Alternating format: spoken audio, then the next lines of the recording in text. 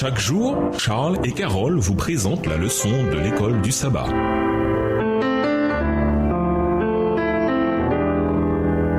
Bienvenue dans votre émission Dieu nous parle. Nous voilà à la leçon de vendredi. Pour aller plus loin, les prophéties commencent en 457 avant Jésus-Christ et prédisent les événements autour du prince Messie sur lequel la prophétie des 70 semaines est fondée. En suivant ce fondement solide, la prophétie des 2300 jours se termine en l'an 1844. Comme les premiers disciples, William Miller et ses collaborateurs ne comprirent pas exactement la portée du message qu'il proclamait. Des erreurs ayant cours depuis longtemps dans l'Église les empêchaient d'arriver à une interprétation correcte d'un point important de la prophétie. C'est pourquoi, bien qu'ils fissent entendre au monde le message que Dieu leur avait confié, ils subirent une déception à cause de leur erreur d'interprétation. Mais Dieu accomplit ses bienveillants desseins en permettant la proclamation de l'avertissement du jugement tel quel. Le grand jour étant à la porte, il permit que le monde fût éprouvé par l'annonce du retour du Christ à une date précise pour donner aux chrétiens l'occasion de prendre conscience de leur état spirituel. Le message avait pour but de les purifier en leur permettant de constater si leurs affections étaient placées sur le monde ou sur Jésus et les biens célestes. Ils professaient aimer le Sauveur. Le moment était venu de le lui prouver. Étaient-ils prêts à renoncer à des espérances et à des ambitions mondaines pour accueillir leur Seigneur avec joie? Le message mettait l'Église en mesure de se rendre compte de son état spirituel. Dans sa miséricorde, Dieu le lui envoyait pour l'amener à le rechercher par la repentance et l'humiliation. Texte tiré du livre La tragédie des siècles au chapitre 19 aux pages 310 et 311. À méditer, quelle leçon peut-on tirer de l'expérience de William Miller? Arrive-t-il parfois à Dieu de passer outre notre compréhension erronée? Pourquoi est-il si important de comprendre Daniel 9, les versets 24 à 27, si l'on veut établir l'intégrité de la Bible et la divinité de Christ? Quel rôle la compréhension des prophéties joue-t-elle dans le plan du salut? Pourquoi les prophéties sont-elles aussi importantes dans le plan de Dieu? Au revoir. Et à demain si Dieu veut.